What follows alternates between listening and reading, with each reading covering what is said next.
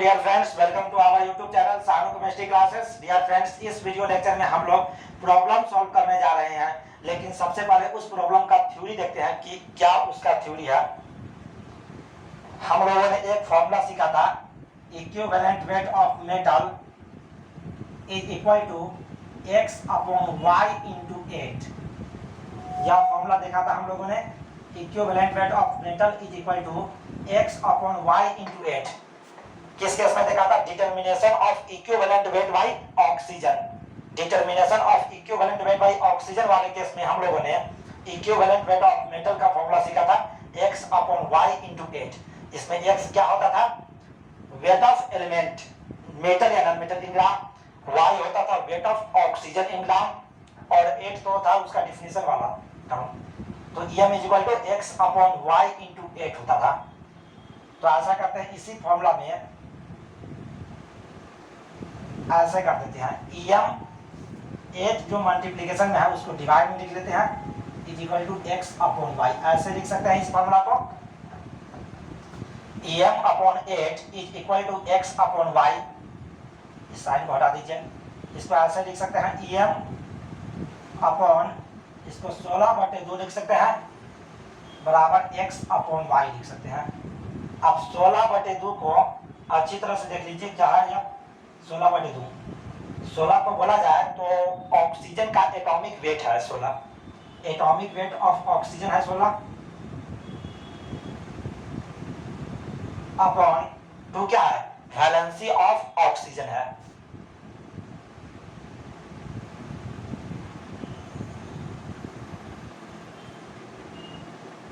सोलह हो जाएगा एटॉमिक वेट ऑफ ऑक्सीजन, 2 हो जाएगा valency of oxygen. Atomic weight of oxygen upon valency of oxygen को क्या बोला जाएगा? Equivalent weight of oxygen. क्योंकि इक्विवेलेंट वेट का डिफिनेशन क्या होता है? Atomic weight upon valency. इसका फॉर्मूला होता है atomic weight upon valency in the case of element. तो यहाँ पर 16/2 की जगह पर हम लोग इक्विवेलेंट वेट ऑफ ऑक्सीजन लिख सकते हैं। तो ऐसे लिखिए, em को लिख दीजिए equivalent weight of metal. m क्या है? मेटल का इक्विवेलेंट वेट है, और 16/2 क्या है? इक्विवेलेंट वेट ऑफ ऑक्सीजन है।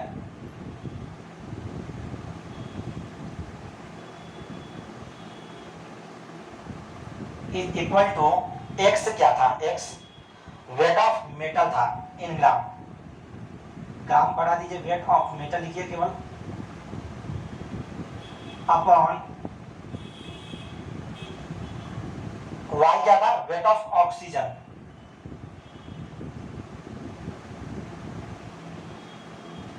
तो यहां पर देख लीजिए, जो m is equal to x upon y into 8 formula था, वह बदल कर हो गया है equivalent weight of metal upon equivalent weight of oxygen बराबर weight of metal upon weight of oxygen. कहने का मतलब हुआ मेटल और ऑक्सीजन के इक्विवेलेंट वेट का रेशियो और वेट का रेशियो क्या होगा? इक्वल होगा। इसको लिखेंगे कैसे? रेशियो ऑफ, अरे इसको लिख लीजिए, ratio of weight is equal to ratio of equivalent wait.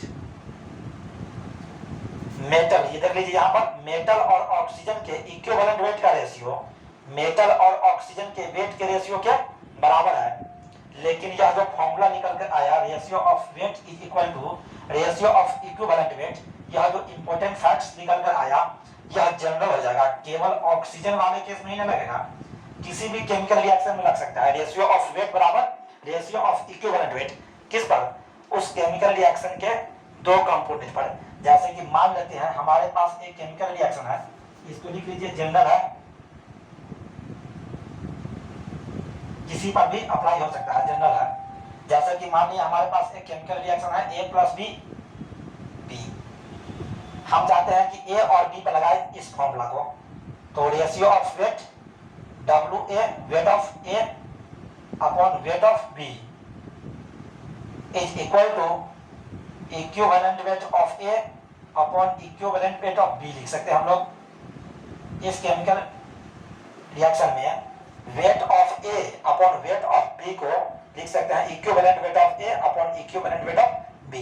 मतलब वेट का रेशियो किन्हीं दो कंपोनेंट के लिए इक्विवेलेंट वेट का रेशियो के क्या होगा, बराबर होगा रेशियो ऑफ वेट बराबर होगा रेशियो ऑफ इक्विवेलेंट वेट के। कोई भी दो कंपोनेंट हो ए और बी लिए, यहाँ पर हम इसी प्रकार मान लिए कि बी और पी पर लगाना चाहते हैं, तो weight of B upon weight of P is equal to equivalent weight of B upon equivalent weight of P हो जाएगा। देख लीजिए बी और पी पर लगाए हैं, दो कंपोनेंट पर लगाए हैं, वेट का रेशियो बराबर इक्विवेलेंट वेट का रेशियो। उसी प्रकार ए और पी पर भी लगा सकते हैं, ए और पी पर wait of A upon weight of P बराबर होगा equivalent weight of A upon equivalent weight of P के। मतलब किसी केमिकल रिएक्शन में किन्हीं दो कंपोनेंट का वेट का रेशियो और इक्विवेलेंट वेट का रेशियो बराबर होगा। तो यह जो फॉर्मूला निकल कर आया है हम लोगों ने डिस्क्राइब किया ऑक्सीजन वाले फॉर्मूला से, लेकिन यह जो फॉर्मूला है रेशियो ऑफ वेट बराबर रेशियो ऑफ इक्विवेलेंट वेट का, यह जनरल फॉर्मूला होता है, किसी भी केमिकल रिएक्शन पर लग सकता है। अब इसके बाद एक इंपॉर्टेंट लाइन लिख लीजिएगा, यहाँ पर लिख देते हैं इसको, इक्विवेलेंट वेट इज यूनिटलेस होता है, equivalent wait is unitless, it is only a number.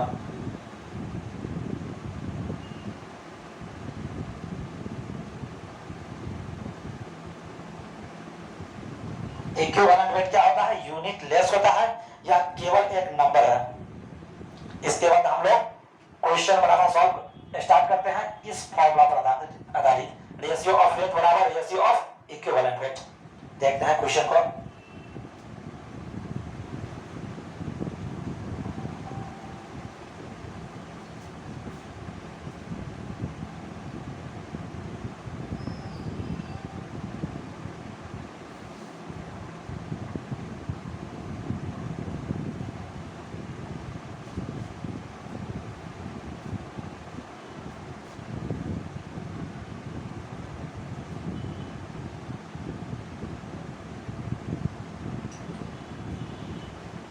पहला क्वेश्चन लिख लेते हैं, 7.4 ग्राम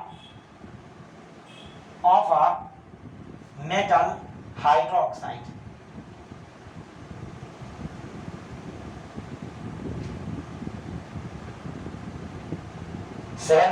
gram of a metal hydroxide on heating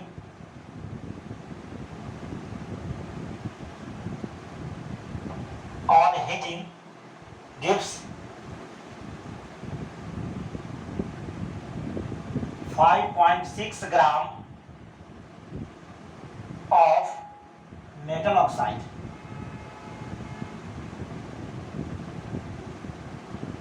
gram of a metal hydroxide on heating gives 5.6 gram of a metal oxide. Calculate the equivalent weight of metal. Calculate the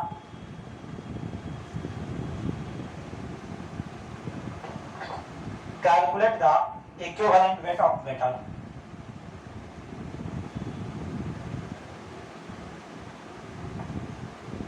चलिए इसको solve करते हैं। Question कर रहा है कि 7.4 ग्राम ऑफ मेटल हाइड्रोक्साइड, मतलब हमारे पास मेटल का हाइड्रोक्साइड है, उसका 7.4 ग्राम है, उसको जब हीट करते हैं मतलब उसको गर्म करते हैं तो बदल जाता है मेटल ऑक्साइड में।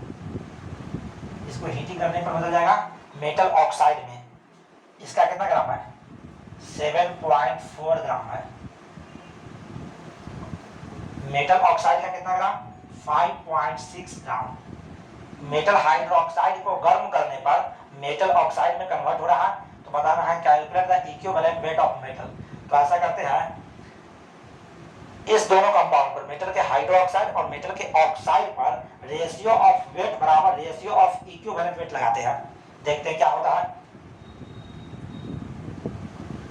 Weight of metal hydroxide upon weight of metal oxide, ratio of weight बराबर equivalent weight of metal hydroxide upon equivalent weight of metal oxide. माने किन्हीं दो कंपोनेंट पर, किसी भी केमिकल रिएक्शन में किन्हीं दो कंपोनेंट पर हम रेशियो ऑफ वेट बराबर रेशियो ऑफ इक्विवेलेंट वेट लगा सकते हैं। तो इस दोनों कंपोनेंट पर लगाते हैं, मेटल के हाइड्रोक्साइड और मेटल के ऑक्साइड पर। तो क्या होगा, इसका वेट कितना है, मेटल हाइड्रोक्साइड का 7.4 अपॉन मेटल ऑक्साइड का 5.6 ग्राम, तो ग्राम नहीं लिखाएगा, is equal to metal hydroxide का इक्विवेलेंट वेट, इसका हम लोग जानते हैं फॉर्मूला, मेटल का equivalent weight plus 17 upon metal oxide का इक्विवेलेंट वेट, इसका फॉर्मूला होता है मेटल का इक्विवेलेंट वेट प्लस 8। इसको मान लीजिए x 7.4 upon 5.6 is equal to x plus 17 बटे x प्लस 8। तो यहां से निकालिएगा x से का वैल्यू आ जाएगा 20 आ जाएगा, x का वैल्यू मतलब इक्विवेलेंट वेट ऑफ मेटल आ जाएगा 20। x किसको मानते हैं, em को, इक्विवेलेंट वेट ऑफ मेटल आ जाएगा 20। तो चलिए अगला क्वेश्चन देखते हैं।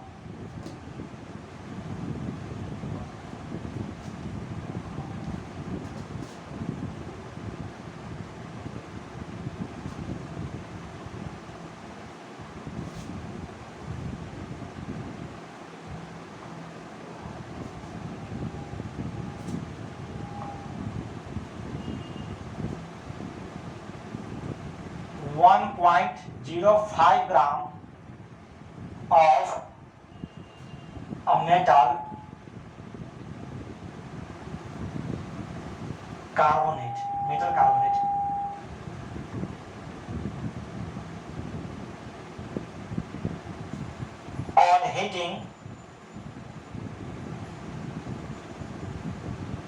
on heating gives 0.5 gram metal oxide.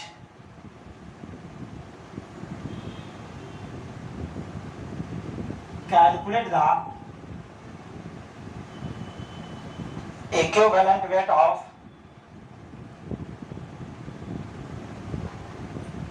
metal carbonate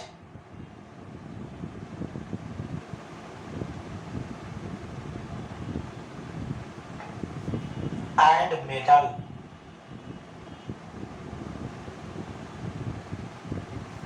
.05 gram of a metal carbonate on heating gives 0.5 gram metal oxide. Calculate the equivalent weight of metal carbonate and metal. तो चलिए इसको solve करते हैं।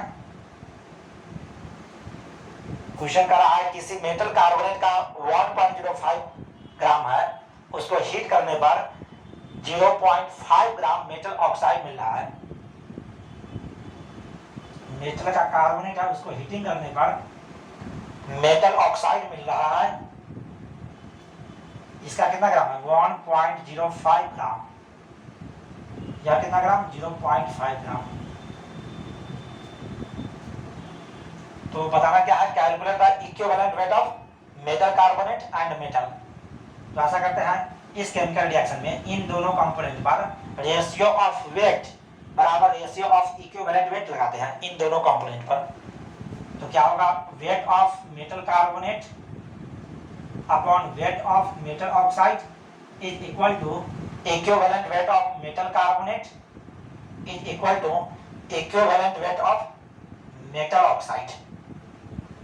इसको सॉल्व करेंगे, metal carbonate का weight कितना होगा 1.05 ग्राम दिया गया है, इसका वेट 0.5 इज इक्वल टू इसका इक्विवेलेंट वेट, तो इसका इक्विवेलेंट होता है EM, मेटल का इक्विवेलेंट वेट प्लस 30 अपॉन इसका इक्विवेलेंट EM, मेटल का equivalent weight upon plus 8, metal carbonate का इक्विवेलेंट वेट, मेटल का इक्विवेलेंट वेट प्लस 30, इसका होता है मेटल का इक्विवेलेंट वेट प्लस 8।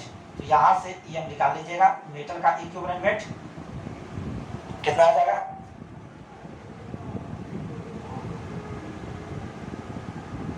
12 आ जाएगा 12। मेटल का इक्विवेलेंट वेट निकल कर आ गया 12। क्वेश्चन में क्या बताना था, calculate the equivalent weight of metal carbonate and metal. Question में पूछ रहा था मेटल का इक्विवेलेंट वेट और मेटल कार्बोनेट का इक्विवेलेंट वेट। तो मेटल का इक्विवेलेंट वेट आ गया 12 और मेटल कार्बोनेट का इक्विवेलेंट वेट होगा equivalent weight of metal carbonate is equal to formula होता है equivalent weight of metal plus 30 इसका 12 प्लस 30 इज इक्वल टू 42 42। तो इसके बाद अगला क्वेश्चन देखते हैं।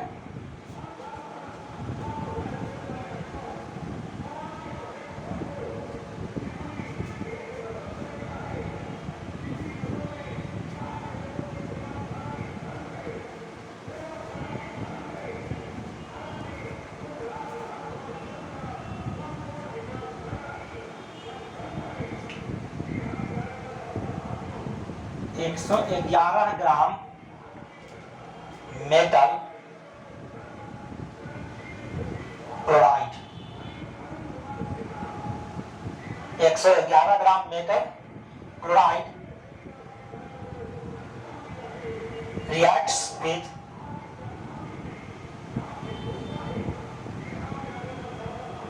AgNO3 and gives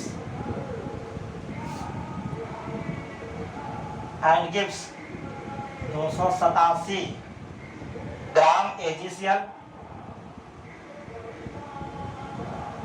287 gram AgCl। Calculate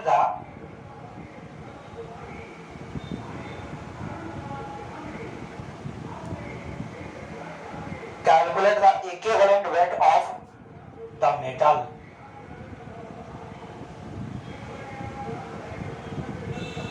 111 gram metal chloride reacts with AgNO3 and gives 287 gram AgCl। Calculate the equivalent weight of the metal. तो इसको solve करते हैं।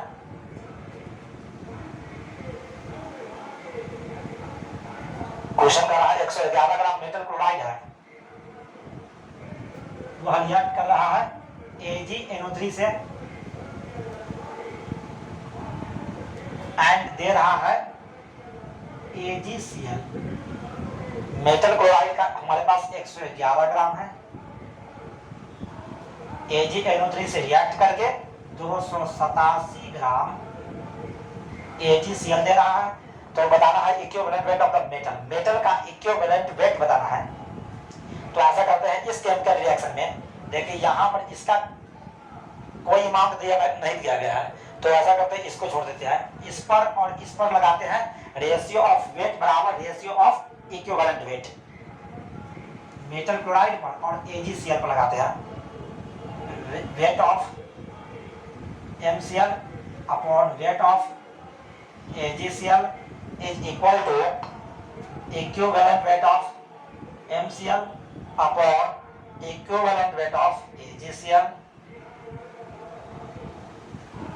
इसका वेट कितना दिया गया है 111 अपॉन इसका weight 287 is equal to metal chloride का इक्विवेलेंट वेट का फॉर्मूला क्या होता है, मेटल का इक्विवेलेंट वेट प्लस 35.5, इसका होगा Ag का इक्विवेलेंट वेट, तो इसका होता है 108। देखिए यहाँ पर ऐसे होगा equivalent weight of Ag plus equivalent weight of Cl minus, जब AgCl टूटेगा Ag प्लस Cl माइनस में, तो इलेक्ट्रोलाइट्स का इक्विवेलेंट वेट होता है कैटायन का इक्विवेलेंट वेट प्लस एनायन का इक्विवेलेंट वेट। तो इसका होता है आयनिक वेट कितना होता है 108, वैलेंसी 1, 108 प्लस इसका 35.5, तो इसको ऐसे ऐड कीजिएगा 108 प्लस 35.5। तो यहाँ से सॉल्व कीजिएगा तो EM आ जाएगा, इक्विवेलेंट वेट ऑफ मेटल आ जाएगा, कितना आ जाएगा 20 आ जाएगा, इक्विवेलेंट वेट ऑफ मेटल आएगा 20 इसका हो जाएगा आंसर। इसके बाद और भी अगला क्वेश्चन देखते हैं।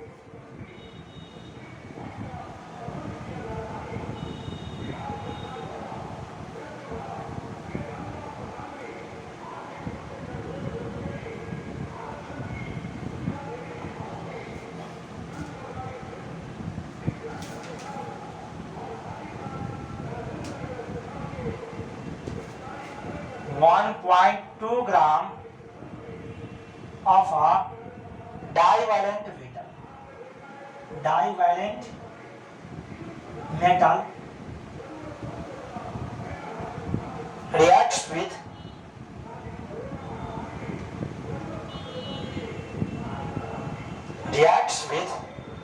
H2SO4 and gives and gives 6 gram metal sulfate.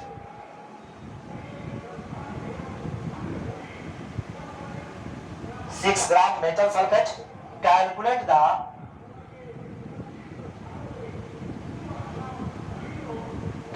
the equivalent weight of the metal. Question कर रहा है 1.2 ग्राम of a divalent metal reacts with H2SO4 and gives 6 gram metal sulfate. Calculate the equivalent weight of the metal.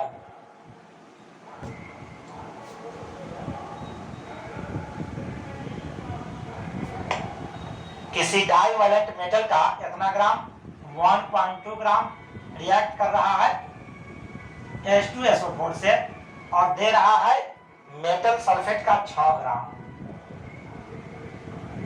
Question कर रहा है 1.2 gram of a divalent metal reacts with H2SO4 and gives 6 gram metal sulphate. तो बताना है equivalent weight of the metal. इसका कितना ग्राम है? 1.2 ग्राम है। H2SO4 का अमाउंट नहीं दिया गया है तो इसका यूज नहीं करेंगे हम लोग। 6 ग्राम दे रहा है मेटल सल्फेट। अगर क्वेश्चन में H2SO4 का कोई अमाउंट नहीं मालूम है तो इसका यूज नहीं करेंगे, केवल इस पर लगाएंगे और इस पर लगाएंगे हम लोग, मतलब मेटल पर लगाएंगे और मेटल सल्फेट पर लगाएंगे। रेशियो ऑफ वेट बराबर रेशियो ऑफ इक्विवेलेंट वेट। तो ratio of wait of metal upon weight of metal sulphate is equal to equivalent weight of metal upon equivalent weight of metal sulfate. Ratio of weight बराबर ratio of equivalent weight. इसका weight 1.2 gram upon इसका weight 6 gram. Gram gram काट देंगे, ratio है तो gram नहीं लिखाएगा। Equivalent weight of metal upon metal sulphate का इक्विवेलेंट का फॉर्मूला हम लोग जानते हैं, मेटल का इक्विवेलेंट वेट प्लस 48। इसके बाद इसको सॉल्व कीजिएगा, EM निकाल लीजिएगा, equivalent weight of the metal निकलेगा 12। सॉल्व करके इक्विवेलेंट वेट ऑफ मेटल निकाल लेंगे, 12 आ जाएगा। इसके बाद अगला क्वेश्चन सॉल्व करते हैं।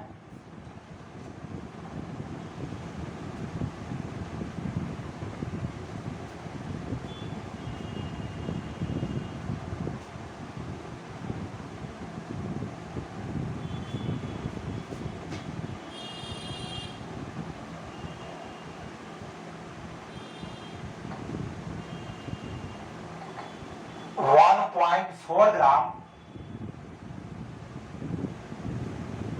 of a trivalent metal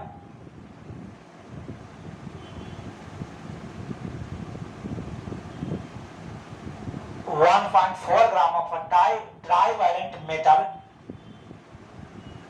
reacts with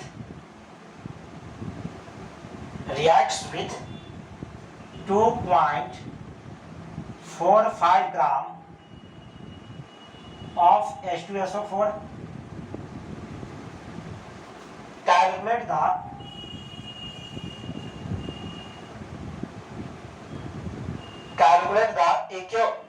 Calculate the atomic weight. इसमें इक्विवेलेंट वेट नहीं बताना है, एटॉमिक वेट बताना है of the metal.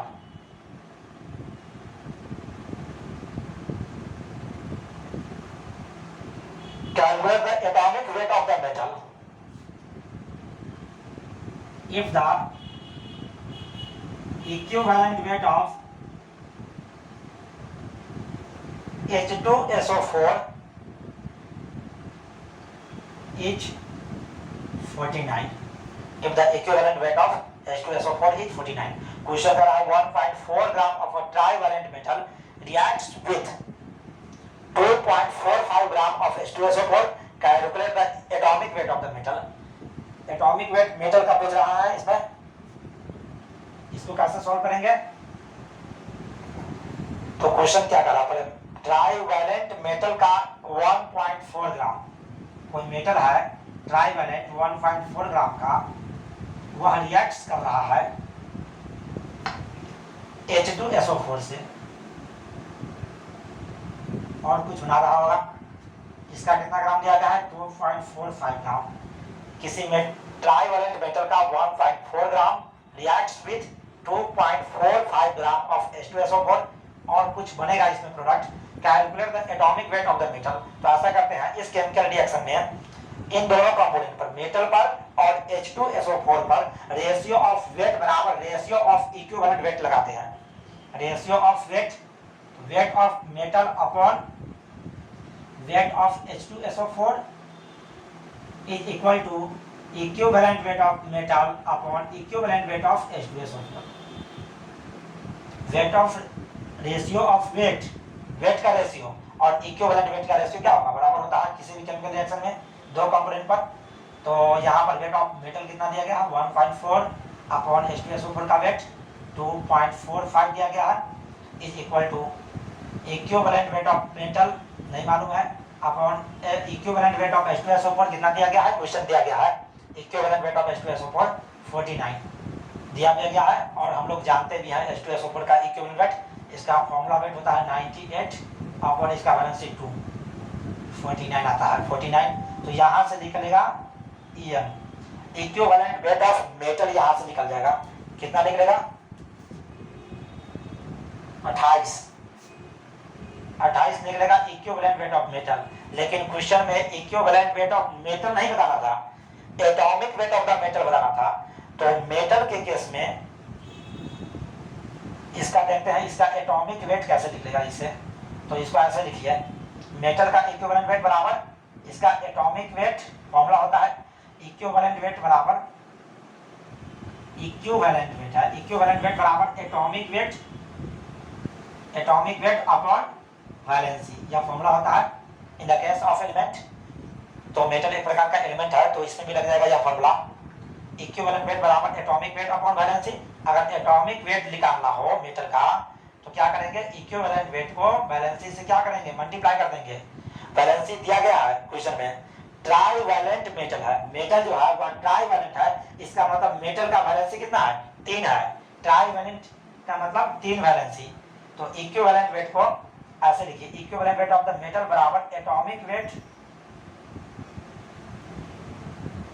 Of metal upon valency of metal is equal to 28। Atomic weight बताना था, atomic weight of metal is equal to 28 into valency of metal 3, trivalent है तो वैलेंसी कितना 3, इसको गुना करिए 84 हो जाएगा इसका एटॉमिक वेट। तो चलिए इस वीडियो लेक्चर में इतना ही, तब तक के लिए all the best, thank you.